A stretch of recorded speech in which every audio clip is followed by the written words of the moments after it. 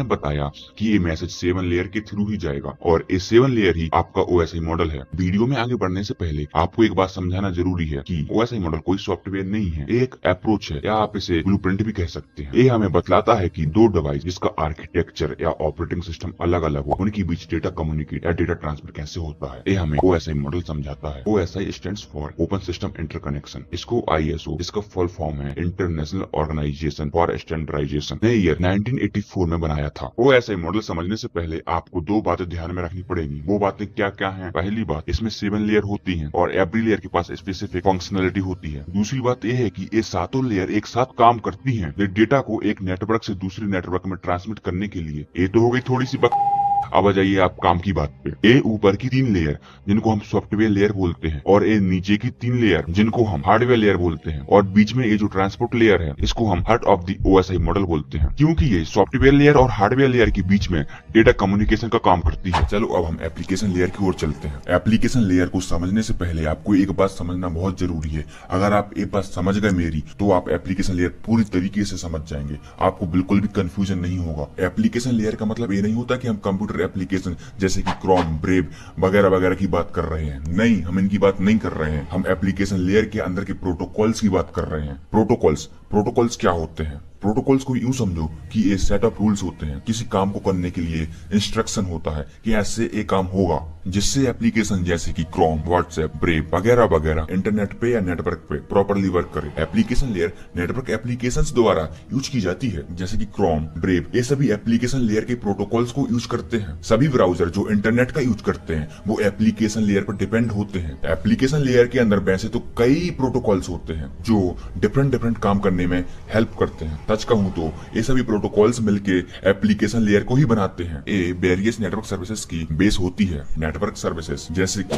File transfer, web surfing, email, virtual terminals वगैरह वगैरह वगैरह। फाइल ट्रांसफर के लिए FTP, वेब सर्फिंग के लिए HTTPS, ईमेल्स के लिए SMTP, वर्चुअल टर्मिनल के लिए टेलनेट का यूज होता है। मतलब कि 100 बात की एक बात निकल के ये आती है कि एप्लीकेशन लेयर नेटवर्क एप्लीकेशंस को सर्विसेज प्रोवाइड करती है ताकि ये अच्छे से वर्क करे, और दूसरी बात निकल के ये आती है कि एप्लीकेशन लेयर यूजर को इंटरफेस प्रोवाइड करती है ताकि यूजर अपना काम कर सके। जैसे कि उस लड़की ने व्हाट्सएप एप्लीकेशन का यूज करके इस मैसेज को टाइप किया था, तो एप्लीकेशन लेयर ने उसे व्हाट्सएप इंटरफेस प्रोवाइड किया। यहाँ पर मैं थोड़ी सी एक बात ऐड और करना चाहूंगा कि ये जो 7 लेयर सेंडर की साइड है वो रिसीवर की साइड भी होंगी। ये रहा आपका सेंडर, ये रहा आपका रिसीवर, और ये जा रहा आपका मैसेज एप्लीकेशन लेयर से प्रेजेंटेशन लेयर की ओर। अब बचा मैसेज प्रेजेंटेशन लेयर के हवाले। अब प्रेजेंटेशन लेयर में इस मैसेज की होगी थोड़ी सी सिकाई। सबसे पहले तो ये मैसेज को नॉर्मल लैंग्वेज से बाइनरी लैंग्वेज में कन्वर्ट कर देगा ताकि ये मशीन को समझ में आ जाए। हम जो ह्यूमन होते हैं वो नॉर्मल लैंग्वेज समझते हैं और मशीन बाइनरी लैंग्वेज यानी कि 010110 के फॉर्मेट में ही समझती है। इस प्रोसेस को ट्रांसलेशन बोलते हैं।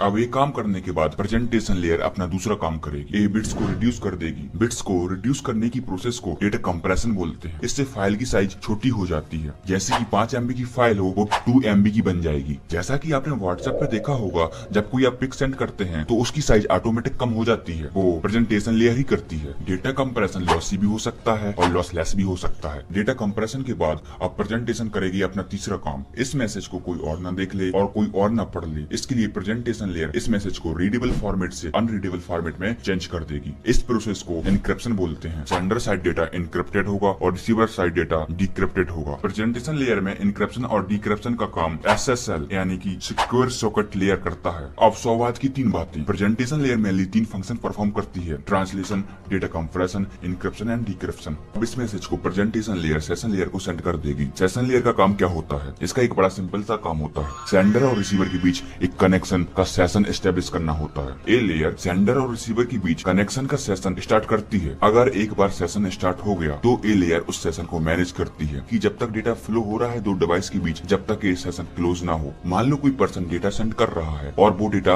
अभी आधा ही गया है और उसका डेटा ऑफ हो गया। डेटा ऑफ होने का मतलब ये नहीं है कि उसका सेशन ऑफ हो गया। सेशन तो ऑन ही रहेगा, बस उसका डेटा ऑफ हुआ है। जैसे ही डेटा ऑन होगा वो डेटा वहीं से सेंड होगा जहां से डेटा रुका था। इसको एक रियल लाइफ एग्जांपल से समझते हैं। मान लो आप क्रोम से कोई एक वीडियो या कोई डेटा डाउनलोड कर रहे हैं और आपका डेटा ऑफ हो गया और आप फिर यहाँ वहां से वाईफाई का जुगाड़ करके डेटा फिर से डाउनलोड करते हैं, तो वो डेटा वहां फिर से डाउनलोड नहीं होता। जहां से वो डेटा आपका रुका था वहीं से डाउनलोड होता है। यही काम करती है session layer. Session layer APIs यानी कि एप्लीकेशन प्रोग्रामिंग इंटरफेसेस की हेल्प से दो डिवाइस को आपस में कम्युनिकेट कराता है। एपीआई जैसे कि नेट बायोस जो दो एप्स जो कि अलग अलग डिवाइस में हैं उनको आपस में कम्युनिकेट कराता है। चलो इससे थोड़े से आगे बढ़ते हैं। मान लो कि एक डिवाइस जो कि सर्वर से सेशन एस्टेब्लिश करना चाहता है, उसके लिए सर्वर एक फंक्शन परफॉर्म करेगा जो कि है ऑथेंटिकेशन। ऑथेंटिकेशन का मतलब होता है कि तुम कौन हो, योर आइडेंटिटी, जो कि आप यूजर नेम और पासवर्ड के थ्रू सर्वर को बता सकते हो। अगर आपका यूजर नेम और पासवर्ड मैच हो गया तो आपके डिवाइस और सर्वर के बीच सेशन एस्टेब्लिश हो जाएगा। ऑथेंटिकेशन के बाद सर्वर ऑथोराइजेशन परफॉर्म करेगा। अब ये ऑथोराइजेशन क्या है, बड़ी समस्या है भाई।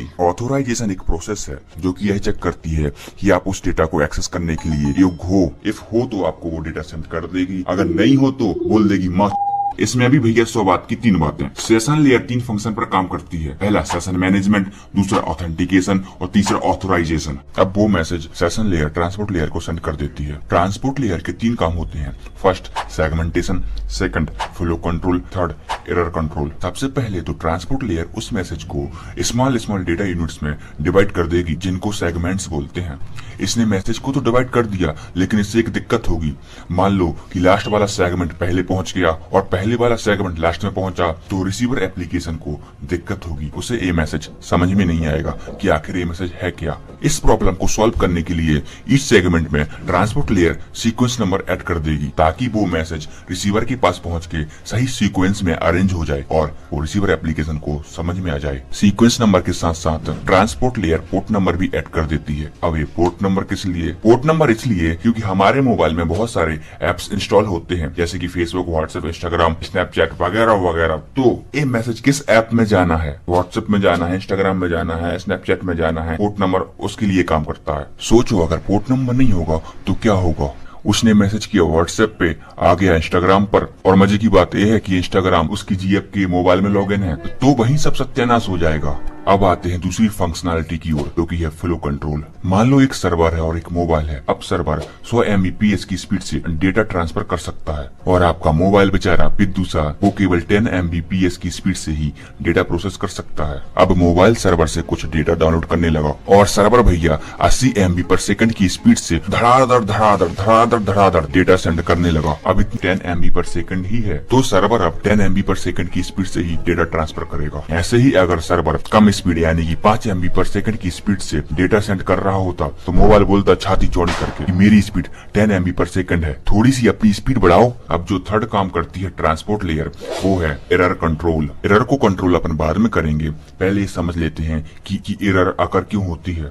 एरर 2 रीजन की वजह से हो सकती है। केस फर्स्ट, जो सेगमेंट्स सेंड किए थे उनमें से कुछ सेगमेंट्स पहुंचे ही नहीं, रास्ते में गुम हो गए। केस 2, रास्ते में मैसेज बदल जाए या कोई हैकर उससे मॉडिफाई कर दे। देखो अगर केस 1 की बात करें तो इसे सॉल्व करने के लिए transport layer automatic repeat request का यूज करती है। जो सेगमेंट रिसीव नहीं हुआ ट्रांसपोर्ट लेयर वापस से रिक्वेस्ट सेंड कर देगी, मुझे ये सेगमेंट रिसीव नहीं हुआ, फिर से सेंड करो। अब बात करते हैं केस नंबर 2 की। इस प्रॉब्लम को सॉल्व करने के लिए सेगमेंट के साथ एक चेकसम ऐड कर दिया जाता है। अगर रास्ते में कोई मैसेज मॉडिफाई कर दे तो इस चेकसम के थ्रू पता चल जाता है कि हाँ मैसेज मॉडिफाई हुआ है। अब ट्रांसपोर्ट लेयर को थोड़ा सा और जान लेते हैं। इसमें 2 प्रोटोकॉल काम करते हैं, ट्रांसमिशन कंट्रोल प्रोटोकॉल यानी कि TCP, यूजर डेटाग्राम प्रोटोकॉल यानी कि UDP, और साथ ही साथ ट्रांसपोर्ट लेयर 2 टाइप्स की सर्विसेज प्रोवाइड करती है, connection oriented transmission, connection less transmission. Connection oriented transmission का मतलब पहले उससे कनेक्शन बना लो जिसको डेटा सेंड करना है, देन डेटा सेंड करो। जैसे कि आप किसी को कॉल करते हैं